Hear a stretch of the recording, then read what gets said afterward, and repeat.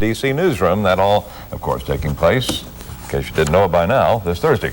And with any luck, they'll have decent weather. Well, you never know, because it can really get nasty and cold in D.C. for these inaugurations. You know, I haven't looked back there to see what it's going to be like there Thursday, but it's got to be warmer than what they're dealing with right now. It's brutally cold back east, but around here, well, it's not all that pretty, but at least it's not all that cold. Right now, we're in the 40s, just about where we have been all day, and well, for that matter, the last couple of days. 45 degrees currently in Sacramento, Stockton, and Modesto. And at South Lake Tahoe, we have 32 degrees. Let me show you what it'll look like from our Lake Tahoe sky camera earlier today. Some high clouds drifting across the area, but no big deal there. I do expect we'll continue to see a couple of high clouds in the High Sierra over the next few days, but again, no big deal. At least they saw some sunshine through those clouds. 48 and 44 in the valley, though, because we didn't see anything in the way of sunshine. So here's the way daytime highs stacked up and down the valley, just mid to upper 40s. Really not much temperature change. Let's take you down the coast. San Francisco saw some sun in 53. Monterey today, sunshine in 71, 68 in Santa Cruz, but you get across the coastal range and into the valley. Fresno, of course, was also socked in at 49 degrees. Lowest, don't listen. Palm Springs was at 80 today. San Diego, 80 degrees, and downtown Los Angeles, 82. Lois didn't throw anything at me today. We do have mainly clear skies in the state, a couple of high, thin clouds, thicker clouds off to the north, and that's where all the clouds will continue to go over the next couple of days. It's these few high clouds that we'll continue to see over the foothills and the Sierra that just kind of dim the sunshine a little bit. But if you want to find some sunshine tomorrow, all you have to do is get up above about 2,000 feet, and you'll find sunshine and maybe temperatures up around 60 degrees around 3,000 feet. But the overall weather pattern is going to stay the same the next few days, steering weather systems off to the north. If there's going to be a change in this, it would be maybe by Monday when there's a chance we could see a couple of showers. So that means tomorrow in the Sierra, sunshine, highs in the 40s, 58 in Pollock Pines, 57 in Arnold. The 5-day for the Sierra looks great. Sunshine across the board with highs in the upper 40s around Tahoe and Truckee. In the foothills, here's where you start to get into the mixture of a little bit of fog and then you clear out. So right around 2,000 feet is where you start to break out, although that does vary. Grass Valley would be in sunshine tomorrow at 59 and 54 degrees in Auburn. Along the coast, maybe as high as the 60s in San Francisco, 68 in San Jose, but Fairfield just 50. And for the valley, 40s again. Another day similar to today, 47 degrees in Manteca and Modesto, and a low overcast will just hang over Sacramento, keeping us down to about 48. Folsom, 49, 48 degrees in Yuba City. More of the same Thursday and Friday, and maybe Saturday and Sunday. But again, if there's going to be a change, we're looking at Monday. Monday, there could be a little weather system sliding through here to give us a few showers, and that just might do the trick to stir things up and maybe break out the sunshine by Tuesday or Wednesday. So we get out of the fog right to the showers. Yeah, but it's behind the showers that things might clear out. Might. Gotcha. Okay. Might. Thank you so much, Mr. Mark. And for 49er fans, they're probably wondering how long this guy has to turn the program around, as they always say. Well, they gave the previous coach, Dennis Erickson, 5 years. Yeah. I would figure they'd give this guy one or two, you'd think maybe. So, right, maybe. Well, how many years are the Niners giving their new head coach to turn things around? We'll let you know. And not many 42-year-old professional athletes can demand what this guy is demanding, but if anyone has the right to demand, Roger's the one. Wait till you hear Rocket's numbers. Next. 3-2. Anchor your own newscast at the KCRA 3 Experience at Arden Fair Mall. It's time for KCRA 3 Sports with Ron Hyde. You know the saying, gimme 5? Well, it's not just a saying for new 49ers head coach Mike Nolan, because if Nolan said gimme 5, good for him, because he's getting 5. A 5-year contract from the 49ers to turn the tide on that 49er free fall.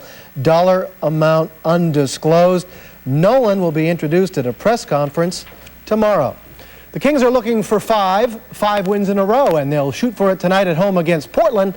We'll have highlights for you coming up tonight at 11. Meanwhile, the Dallas Mavericks will be without head coach Don Nelson for the next couple of weeks. Don Nelson is scheduled for shoulder surgery on Thursday, and assistant coach Avery Johnson will take over that night and run the team while Nelly's away.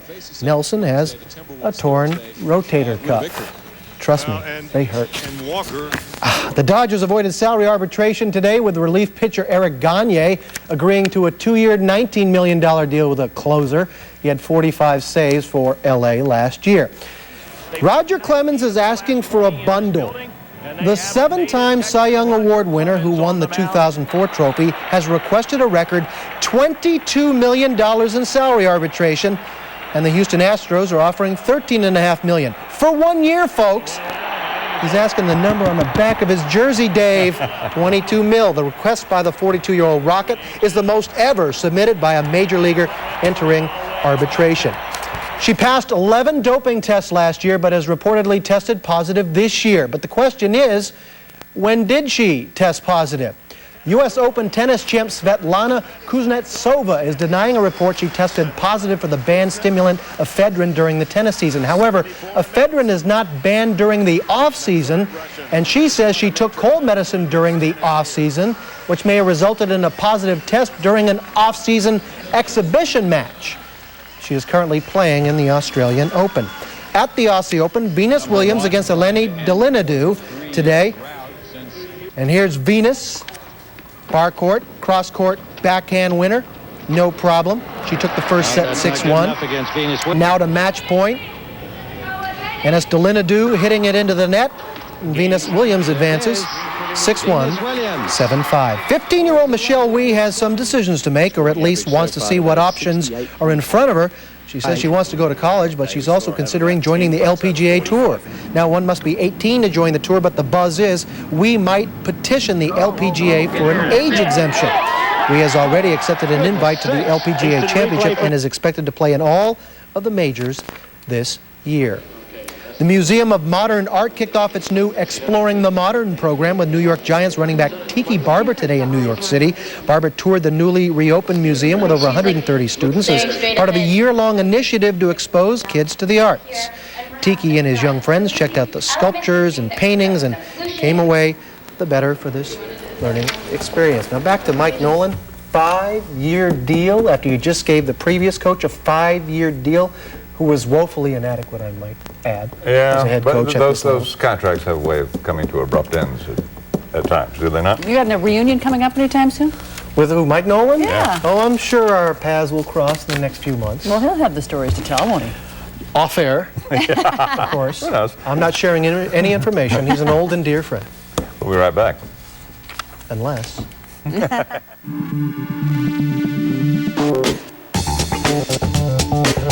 From San Quentin Prison, where the midnight execution of Donald Beardsley appears to be proceeding without interruption. And in our very chilly nation's capital, the inauguration celebration is underway tonight. We'll give you a look inside the opening ball, those stories and much more at 11 here on KCRA 3. Finally, hit the send button. That's the message to taxpayers and tax professionals from the Internal Revenue Service as it marked the opening of e-file today. E-file marks a major milestone this year as half of the nation's taxpayers are expected to file their taxes electronically. Taxpayers can file their returns electronically by using either an e-file approved tax professional purchase over-the-counter computer software or downloading internet-based software. Either way, you're going to pay your taxes. E-file began as a pilot project, you may recall, in 3 cities way back in 1986. We'll see you back here again at 11. Have a good evening. Bye-bye. For video copies of KCRA stories, call 916-325-3312. For news, weather, and sports 24 hours a day, log on to our website at thekcrachannel.com. You've been watching KCRA 3 Reports, where the news comes first.